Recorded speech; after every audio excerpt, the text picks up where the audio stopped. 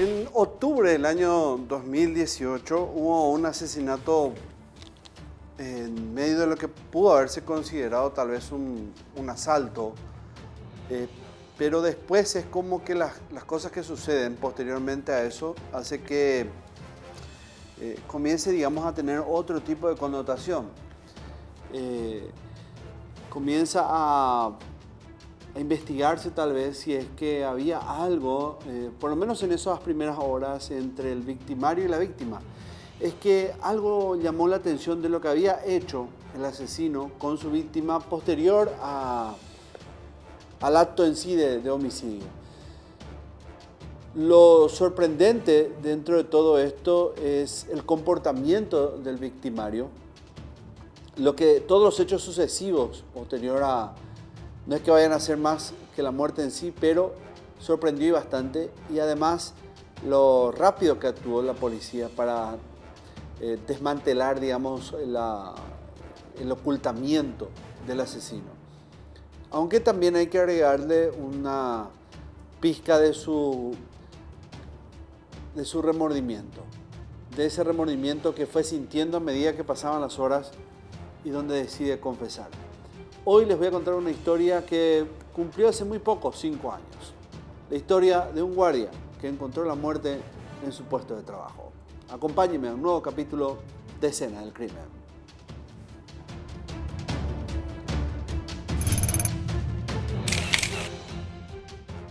Vamos a, como es habitual, a hablar de las víctimas y victimarios en esta ocasión. Los protagonistas. La víctima, Cristóbal Martínez Rodas, según lo que se pudo recabar en ese mismo instante, que era esos primeros minutos. La edad, 43 años, de nacionalidad paraguaya, de profesión guardia de seguridad, domiciliado en la ciudad de Hernandarias, ya que esto nos sitúa la escena del crimen en el este del país. Los autores, Fabio Junior Vera Casco, de 18 años, de nacionalidad paraguaya, su oficio o profesión estudiante, domiciliado en Ciudad del Este. El otro es Jorge Luis Jiménez, de 27 años, también paraguayo, estudiante según la ficha policial, domiciliado en Presidente Franco, siempre hablando del este del país. Y ahora vamos a la crónica. Lo que había ocurrido en aquella ocasión era el 10 de octubre del año 2018, capítulo 1. ¿Qué pasó aquel día? Este guardia de seguridad, Cristóbal, estaba, cumpliendo su rol en una gasolinera. Lo hacía de custodio, sentado seguramente en un asiento, en una butaca, haciendo pasar las horas. Eran las 2 de la mañana cuando un visitante, un inoportuno visitante, llega hasta esa misma gasolinera. De seguro que intuyó algo en esos primeros instantes. El comportamiento errante tal vez de esta persona iba dibujando lo que pudiera ser la proximidad con su muerte. Esto pasó, reitero, era el 10 de octubre del año 2018.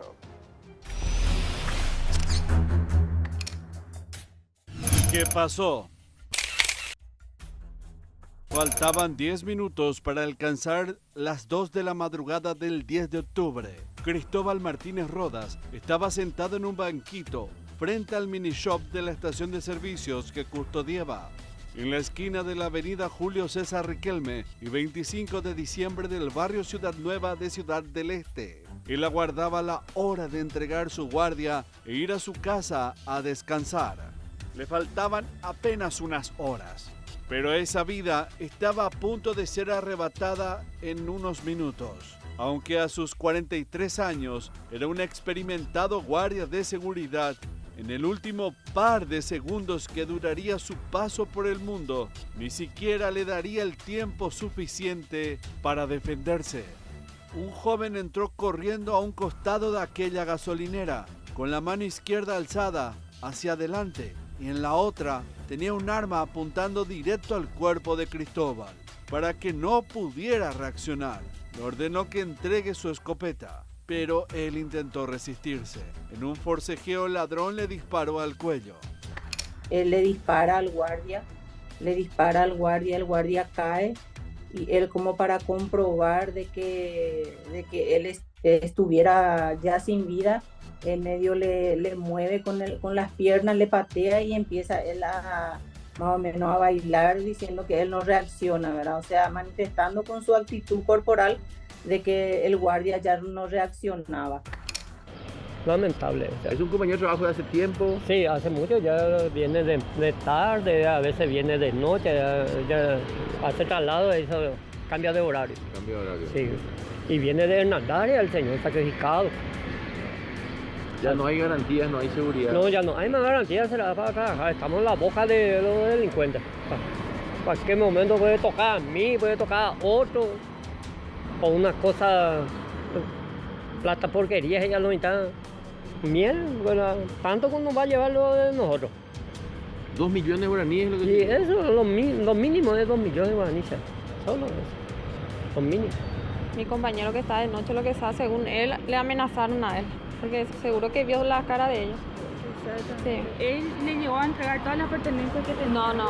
O sea que los asaltantes vinieron y como todo su gusto ellos agarraron las pertenencias de ellos. ¿Cuánto es lo que se llevó exactamente? Y más o menos 2 millones a la noche Y la recaudación Sí. de ellos de esa noche. de esa noche. Inmediatamente apareció otro joven, escondiendo su rostro bajo una capucha. Al igual que su compañero, llegó al lugar y bajó de su moto sin detener la marcha. Con su paso más tranquilo y pausado, fue directo hacia el playero y le pidió que entregue todo el dinero que tenía. Lo llevó hasta Cristóbal. Él ya estaba tendido en el suelo y se detuvo a revisar si no tenía otra arma. Caminó tranquilamente por el local, mientras su compañero corría de un lado a otro con la escopeta.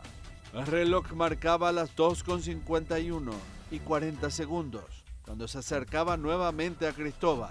Le dirige algunas palabras y en una clara señal de burla, bailó frente a él. Retrocedió, regresó, revisó nuevamente al guardia. Luego se alejó y volvió a acercarse para golpear con el pie el rostro de Cristóbal. 2 millones de guaraníes y la escopeta fue lo que llevaron. Cuando pasaron 23 segundos de las 2:52 de aquella madrugada, se retiraron apuntando directamente contra Cristóbal y el playero, Luis Alberto Mesa, que tampoco pudo hacer algo para evitar aquel cruel asalto. Vio agonizar a su compañero de trabajo, mientras los delincuentes se paseaban de un lado a otro en la estación de servicios.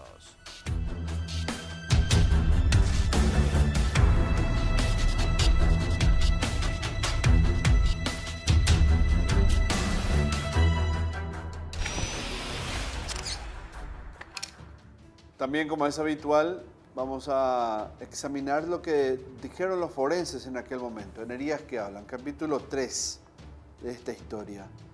Y dice el reporte esto, muy breve. Un certero disparo acabó con la vida de Cristóbal Martínez Rodas.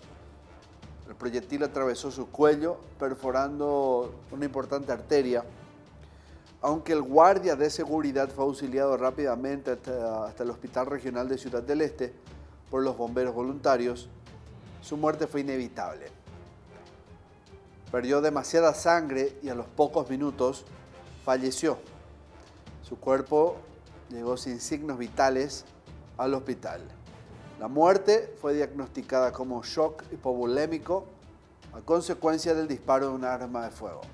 Es decir, la pérdida excesiva de sangre es lo que le provoca ese shock y a consecuencia de ello la muerte. ¿Qué había ocurrido en esos instantes posteriores a la muerte de Cristóbal?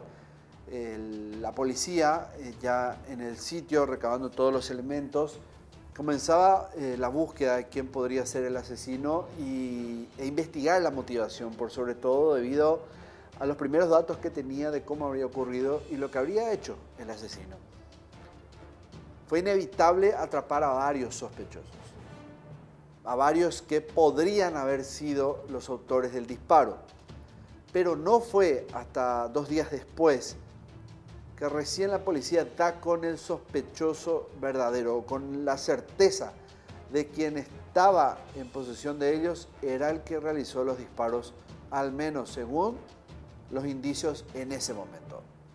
Capítulo 4, 48 horas después. En 48 horas. El primer detenido por el asesinato fue localizado por la policía al día siguiente del homicidio. Era un menor de 17 años. También fue detenida su madre y otro muchacho de 15 años. Sin embargo, la policía descartó enseguida que estuvieran implicados. Se allanó una vivienda en zona de Presidente Franco, Tres Fronteras específicamente. Ahí es la casa de la madre de este menor de 17 años aprehendido, era referente al caso de del guardia de seguridad. Ahí la señora, una vez verificado, poseía orden de captura, 2 órdenes de captura por ley 1340. ¿Por qué allanamos esa casa? En búsqueda de evidencia relacionado al hecho que estamos investigando, como ser ropa utilizada por este menor, arma de fuego que portaba él mismo, como así también arma de fuego, escopeta que se había llevado del guardia de seguridad, como así también los playeros fueron totalmente despojados de sus celulares. En busca de eso allanamos y ahí verificando, la dueña de casa también tenía orden de captura. Como así también hemos encontrado algunos plantines de marihuana al fondo de la casa. Fueron 2 los días que tardaron los agentes de homicidios de investigación de delitos de Alto Paraná en resolver el crimen. Y todo se logró gracias a la identificación de uno de los autores de aquel asesinato, el piloto de la motocicleta, Jorge Luis Jiménez. Su detención se dio en el kilómetro 10 Lado Mondaú, hacia la ciudad de Presidente Franco, donde fue capturado junto con su hermano Luis Alberto Jiménez. En la casa que ambos habitaban fueron encontradas la motocicleta utilizada para el robo mortal, varios teléfonos celulares, ropas y unas zapatillas que coincidían con las que utilizó el asesino del guardia, Cristóbal Martínez Rodas. La pista se obtuvo con la colaboración de algunos testigos y en su casa encontraron varias evidencias que confirmaron que el criminal con antecedentes por homicidio estaba implicado no solo en el robo del guardia, sino en varios otros hechos similares. Su libertad la habría recuperado hace 3 meses. Tuvimos información, por eso nos constituimos por la premura del tiempo con la jueza de garantía.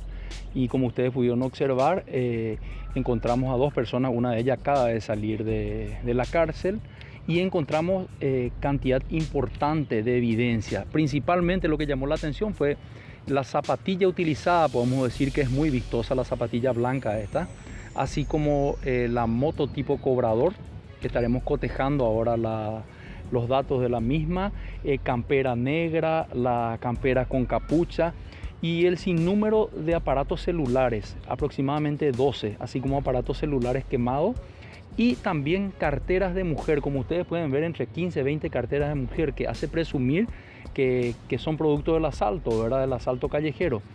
Y esta investigación prosigue y todavía no está cerrado el caso, va a haber más imputaciones, va a haber otras personas liberadas, pero vamos a seguir el hilo. Los primeros investigadores habían recabado un circuito cerrado donde se le observaba bien a los supuestos autores, ¿verdad? Que no se le veía bien el rostro, nada. Y dentro de las investigaciones también tuvimos un elemento de que una persona llamó a uno de los abogados de la estación de servicio manifestando quiénes podrían ser los supuestos autores. Teniendo esos indicios, se hizo varios allanamientos, ¿verdad? hacia el barrio Remancito, se entró en 2-3 casas y se pudo incautar algunas evidencias, como por ejemplo la campera capucha que usaba el joven, el buzo y una zapatilla tipo Rider, ¿verdad? Que tiene esa Adidas con raya. Entonces eso se veía muy bien en el circuito cerrado, que después se pudo, yo solicité que esas evidencias sean exhibidas y tanto a los otros testigos como la comparación con el circuito cerrado vieron que era de esa persona de quien se bajó y le disparó al guardia. Jorge Luis no negó su participación en el asalto. Reconoció haber llevado al asesino hasta el surtidor, pero alegó que lo hizo para comprar cerveza. Él mismo proveyó a la policía el nombre del sádico asesino, un joven de apenas 18 años. Según Jorge Luis, solo actuó de piloto. Sin embargo, en las filmaciones de las cámaras de seguridad pudo ver claramente que mientras el asesino desarmaba a Cristóbal, él bajaba de la moto y se dirigía directamente al playero para sacarle el dinero de la recaudación del día.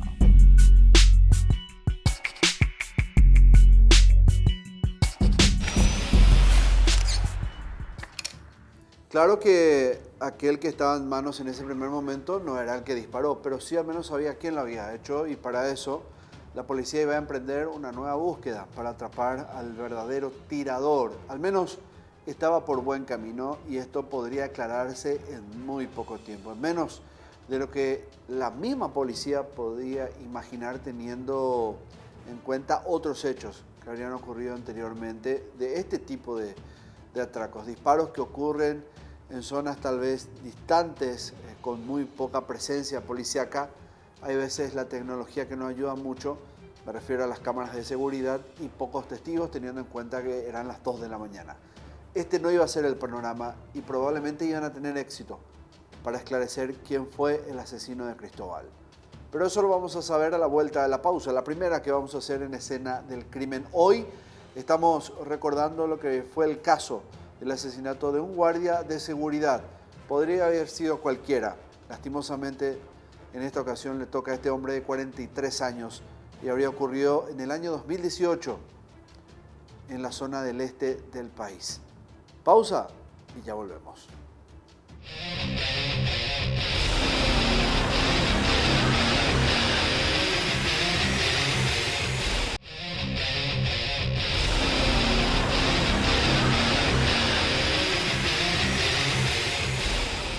...2018, era octubre, un 10 de octubre, hace muy poco se cumplieron 5 años de esto. Un guardia de seguridad estaba tal vez sentado en una silla custodiando una gasolinera, como cualquiera. Esto fue en el este del país. A esa hora, a las 2 de la mañana, llegan personas que tenían al parecer no la intención de cargar combustible, sino que realmente cargar con otra cosa, dinero en efectivo, objetos de valor. Y esa era la recaudación tal vez de la jornada, 2 millones de guaraníes y la escopeta del custodio. Pero para eso tenían que arrebatársela y fue con la vida incluida. Mataron a Cristóbal, un hombre de 43 años. Falleció en muy poco tiempo. Es que un balazo en el cuello le afectó la carótida y eso hizo que perdiera sangre de manera excesiva y encontró la muerte rápidamente. También rápidamente la policía encontró pistas. Si bien en un principio habrían detenido a muchas personas que no tenían mucho que ver con el hecho, sí haber movido el avispero generó que tal vez una presión, la necesaria, la justa para poder dar con el cómplice, aquel que confesó un nombre. Y eso permitió a su vez a los investigadores llegar hasta un sinnúmero de casas, varios allanamientos, y entre esos dieron con la persona justa que iba a proporcionar información certera para que pudieran llegar al autor del hecho. Faltaba el tirador. La investigación, otro capítulo más de este caso.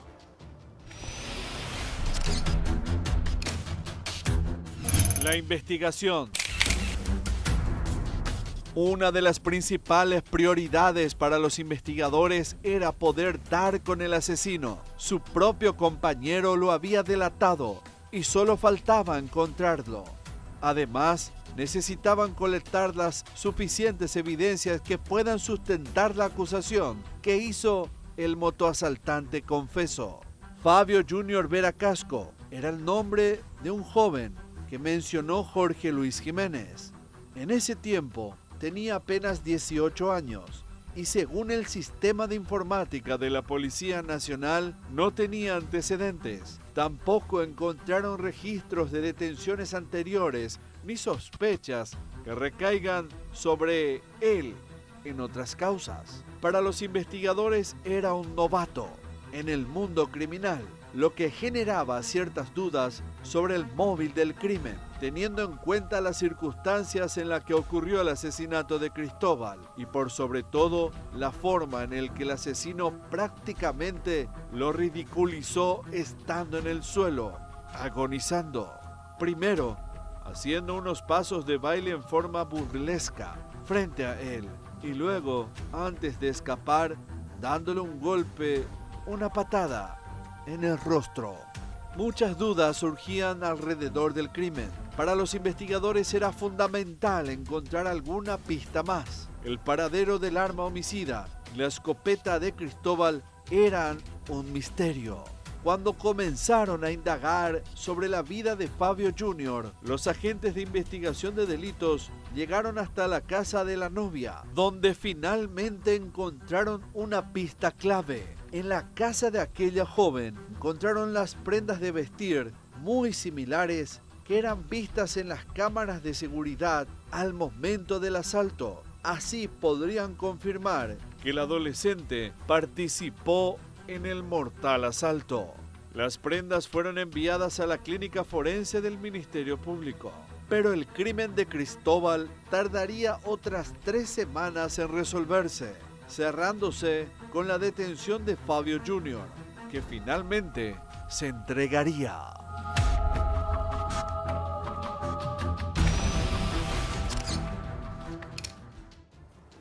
Capítulo 6. Ya se sabía quién era la persona que habría disparado, ya estaba el cómplice, se sabía con certeza que el móvil habría sido el robo, no habría otra cosa más que esa, por más de que lo que habría ocurrido esa misma madrugada hiciera pensar a la policía que pudiera existir hasta, no sé, una venganza. Esos gestos de burla que habría tenido el asesino con el guardia, donde se mofó en su agonía, le hicieron pensar en algún momento que pudiera existir algo más, pero no pudieron sostener esa tesis. Entonces era prácticamente un hecho que los 2 millones de guaraníes y la escopeta era el botín. Uno de esos robos al azar, que terminó lastimosamente con un hombre muerto. Y tenían que encontrarlo. Y esa presión continuaba, y continuaba, y continuaba, hasta que, al parecer, de alguna u otra manera, tal vez como efecto colateral, va y desemboca en el subconsciente del tirador. Porque él al menos dice que no podía dormir. No le permitía la conciencia cerrar los ojos, dormir profundamente. Entonces decide él confesar, entregarse y confesar lo que habría sucedido. Y esto ocurre 21 días después. Se entregó. 21 días transcurrieron hasta que por fin las autoridades tuvieron información certera sobre el paradero de Fabio Jr. Vera Casco. Les llegó no precisamente gracias a un trabajo de inteligencia ejecutado por el Departamento de Investigación de Delitos, sino por la propia voluntad del adolescente. Eran las 19:30 de un miércoles 31 de octubre del año 2018. Cuando aquel joven de 18 años se presentó en la sede de la Dirección de Policía de Alto Paraná. Sin que le tiemble la voz, el joven homicida informó a los oficiales de guardia que era él el asesino de Cristóbal Martínez Rodas. Según su relato, no recordaba mucho sobre el momento en que cometió el crimen porque estaba completamente drogado. Junior, va a decorar, Junior. ¿Qué pasó? ¿Qué es lo que pasó con el guardia de seguridad, Junior? Junior, va a decorar, Junior. Fabio Jr. confirmó que fue él quien asesinó a Cristóbal. Dijo que decidió entregarse porque tenía flashes de recuerdos de aquella madrugada y estos le pesaban mucho en la conciencia. Aquella situación se volvió insostenible para él. Luego de su confesión, aunque alegó que no recordaba todo lo ocurrido, el asesino pidió perdón a la familia. Muchas veces nosotros ya le procesamos a adolescentes o personas que cumplieron recientemente los 18 años de edad, y ellos en el transcurso de las investigaciones, ellos van demostrando arrepentimiento o tienen las razones, ya alguna vez problemas sociales, problemas en su casa, las necesidades que le llevan a cometer y no tienen antecedentes, ¿verdad? Ahí sí se lleva en cuenta un poco el apoyo de la familia. Desde el inicio él te cuenta cómo fue, se encajan los elementos de prueba, se encajan mucho la versión de él con lo que nosotros tenemos, entonces eso sí ayuda un poco a bajar un poco más, pero en este caso el Ministerio Público buscó encontrar las evidencias para que nosotros estemos seguros que fue él. En los archivos habría quedado una duda con mucho olor a certeza, digamos, para la policía, ¿verdad? Siempre es según indicios, y esos indicios en algún momento con la carga suficiente pasan a ser pruebas. Y tal vez ahí, en esa última recta de esa oración, estuvo el problema. No encontraron pruebas suficientes para demostrar lo que les voy a contar en el capítulo 8.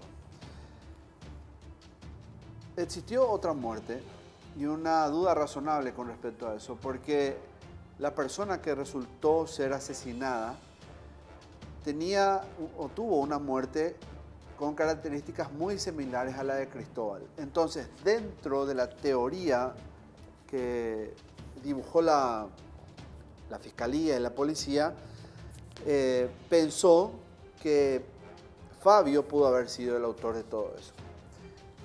No pudieron, como les dije al principio, probar eso, pero sí quedó como algo dentro de la investigación. Ya él con él detenido, entonces surgió, y esto es muy común que ocurra, cuando detienen a una persona saltan otros eventos, saltan otros testigos. Lastimosamente no pudieron probarlo, penosamente digo, para aquellos que quedaron sin la certeza de saber quién fue el asesino de este otro caso. Y aquí nace la pregunta, capítulo 8, ¿mató a otro? ¿Mató a dos?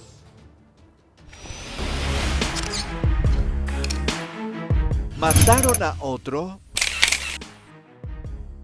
Fabio Junior Vera Casco y su cómplice Jorge Luis Jiménez fueron investigados por la Policía Nacional en varias causas, teniendo en cuenta que la similitud del caso con otros y las características físicas de los detenidos en comparación de imágenes de cámaras de seguridad eran muy sospechosas y parecían fundamentarse. En esos crímenes, las víctimas también fueron guardias de seguridad, asesinados prácticamente a sangre fría. Uno de ellos fue el caso del custodio de una casa de apuestas, un crimen registrado 13 días antes del asesinato de Cristóbal. La víctima recibió un disparo de un revólver en el abdomen por parte de un delincuente que pretendía sacarle el arma. Muchas veces no se menciona en la sentencia, ¿verdad?, los antecedentes que ellos tienen porque no tienen una sentencia firme. Pero en el marco de las investigaciones, los agentes policiales habían manifestado de que ellos serían los supuestos autores de los atracos, ¿verdad?, que cometían en la zona. Ellos salían, por ejemplo, de donde vivían y se dirigían a otra parte de la ciudad, por ejemplo, kilómetro 9, kilómetro 14, toda esa zona. Ellos le atacaban a las personas, les robaban sus aparatos celulares, carteras, eso, y esa vez fue que se pudo, ¿verdad?, encontrar los elementos de pruebas que sustentaban nuestra hipótesis que ellos fueron que cometieron ese hecho. Había ya algunos antecedentes que no se llevó muy adelante como para condenarle porque no se encontraba buena evidencia. También se lleva mucho en cuenta cuando estos tipos de personas que llegan a asaltar a bordo de la motocicleta, muchas de las víctimas no quieren proseguir con las investigaciones, ¿verdad? no quieren estar en ese proceso de de venir a la fiscalía, de irse al juzgado, de reconocerle, más bien por temor a ellos, ¿verdad? Porque estos llegan con mucha violencia muchas veces a cometer el hecho punible. Y eso se le explicó a los miembros del tribunal y ellos entendieron que la pena solicitada por el Ministerio Público era el que correspondía en ese momento, ¿verdad? Por el caso fueron detenidos también varios menores, entre ellos uno que fue sospechoso del asesinato de Cristóbal al principio de la investigación. Más tarde, en diciembre de ese año, esa causa tomaría otro rumbo con la detención de un hombre de 43 años, con una larga trayectoria criminal que incluía antecedentes por homicidio en el año 2003 y 2 antecedentes más por robo agravado, registrados en el año 2016. A esto se sumó, en el mismo año, otro antecedente por lesión grave. Si bien parecían casos aislados, las autoridades sospechaban que estos podrían estar conectados y que existiría una estructura bien organizada de asaltantes que operaban en Alto Paraná y que serían responsables de varias causas que investigaban, todos ocurridos en la misma época.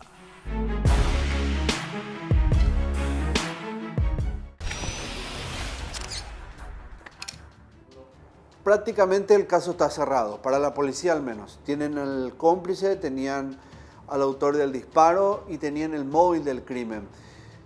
Podrían presentar ya la carpeta cerrada, faltaba que el Ministerio Público haga su parte y avance en el proceso de acuerdo al tiempo procesal y así arribar a pedir un juicio oral y público. ¿Ocurrirá eso? Vamos a saberlo a la vuelta de esta última pausa, aquí en Escena del Crimen.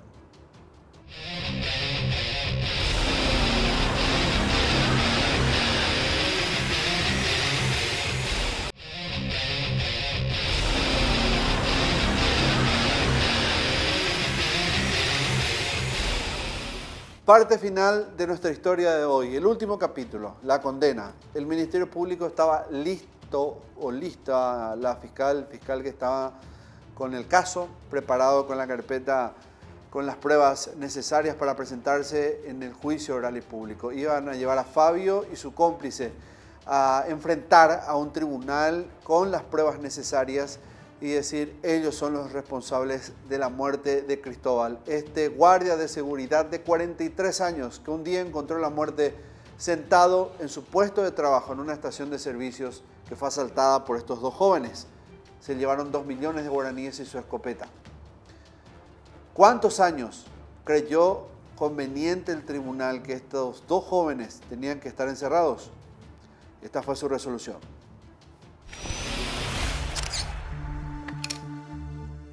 La condena. La causa pasó por manos de varios fiscales. Andrés Arriola imputó a los dos sospechosos por homicidio doloso y algún tiempo después, aquello pasó a manos de la fiscal Zunilda Ocampos. 3 años después, se daría la condena. Yo tomé la causa cuando estaba acusado, luego se fijó para el juicio y yo me fui al juicio y hice todo el juicio. Con el cotejo de todas las evidencias, punto por punto que pudimos recabar, logramos nosotros de sustentar la acusación y finalmente el tribunal dictó la sentencia de que ellos eran autores y responsables de ese hecho punible tan grave. Pero recuerdo que Cristóbal tenía familia, era un buen trabajador. Eso también nosotros alegamos, ¿verdad? Que él truncó la vida de un padre de familia, de un trabajador. Entonces eso también siempre manifestamos porque le truncó la vida sin ninguna necesidad alguna, porque no hubo un enfrentamiento, Cristóbal no le enfrentó, no le disparó, nada para que diga, por ejemplo, que primero él disparó o para defenderse el supuesto autor hizo eso, ¿verdad? Entonces no recuerdo bien si los familiares estuvieron. Algunas veces cuando termina el juicio oral y público los familiares se acercan y nos agradecen, entonces nosotros nos familiarizamos también con ellos, ¿verdad? En esa causa particular yo no estuve desde el inicio, pero entonces no les reconocí seguramente en aquel entonces. El tribunal de sentencia estuvo presidido por el juez Herminio Montiel. Lo integraron los magistrados Zunilda Martínez Noguera y Serafín González Roa. La fiscal Zunilda Campos logró demostrar ante ellos que Fabio Jr. y Jorge Luis fueron los asesinos del guardia de seguridad Cristóbal Martínez Roa. El juicio oral comenzó el 23 de diciembre del año 2020 y concluyó un martes 12 de enero en el Palacio de Justicia de Ciudad del Este, donde ambos asesinos fueron condenados, aunque uno de ellos recibió una condena más generosa que el otro. El tribunal falló contra Fabio Jr. Vera como autor del crimen, aplicándole una sentencia a 25 años de cárcel, mientras que a su cómplice y autor del robo, Luis Jiménez, lo sentenciaron a 18 años de pena carcelaria. Esta representación fiscal pudo explicarle a los miembros del tribunal por qué esa sentencia, ¿verdad? O esa pena privativa de libertad. Porque ellos llegan en ese lugar y sin confrontación alguna, el joven que desciende de la moto le dispara al guardia, ¿verdad? Y encima de dispararle, él prácticamente con ensañamiento, alevosía, él le comienza a patear y comienza a bailar como si fuera que es una victoria para él, y también que él portaba arma, ¿verdad? Portaba arma de fuego y le saca también el arma al guardia. El otro no hizo nada para evitar, como por ejemplo al dispararle al guardia, desistir o decirle vamos a salir de acá. Él prácticamente actuó sin displicencia alguna, sin querer atajarle, ¿verdad? a su compañero del hecho. Entonces, nosotros queríamos un poco más de pena, pero tuvimos en cuenta de que él era joven, que podría readaptarse, no tenía una sentencia firme de una condena de otros tipos penales o similares. Nosotros generalmente tenemos una audiencia preliminar, ¿verdad?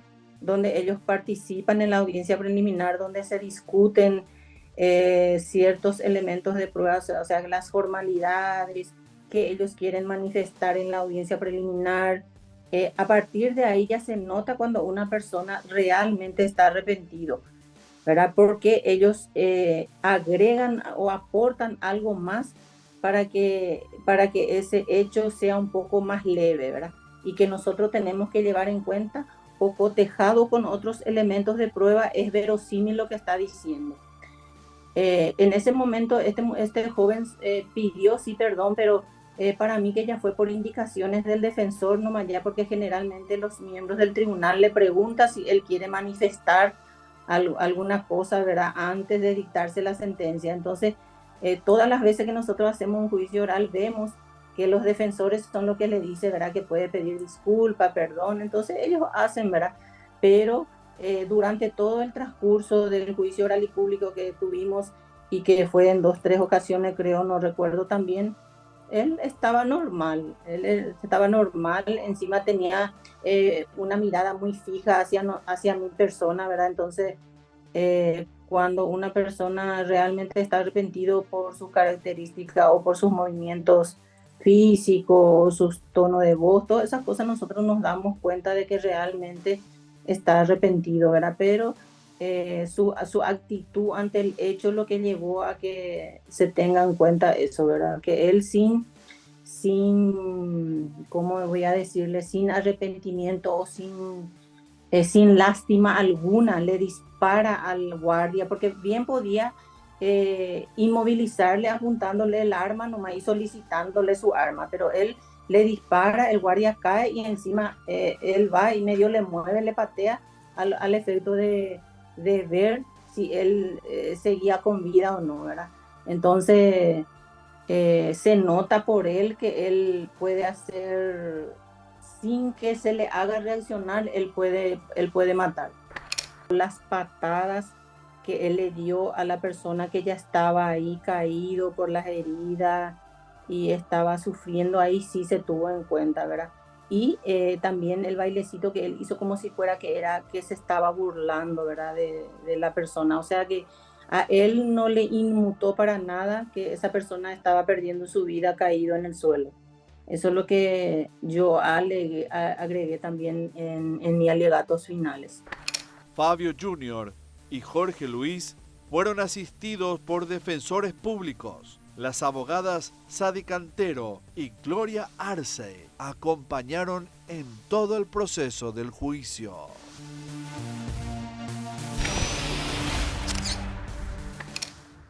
Llegamos al final y simplemente recordarles cómo es cambiante la justicia, ¿verdad? En sus apreciaciones de lo jurídico, cuando debería ser algo muy técnico, ¿verdad? Lo que está escrito está ahí, no hay que encontrarle una interpretación entre líneas. Y me refiero a lo siguiente: si ustedes examinan el caso anterior a este, en el caso de Pedro Daniel, el joven que habría sido asesinado por el simple hecho de salir con la novia de otro joven que lo amenazó por mucho tiempo, y en complicidad con el hermano de la novia de él, con su exnovia, la de Pedro, termina matándolos después de una llamada que los saca de la escuela. ¿Recuerdan ese caso, no? Bueno, el Ministerio Público había pedido apenas 16 años, un poco más, para el autor del disparo, porque no tenía antecedentes. Y ahora ustedes acaban de escuchar la sentencia de este caso, donde el autor recibe 25 años de cárcel por haber asesinado a este guardia de seguridad. ¿Cuál es la diferencia entre un caso y el otro?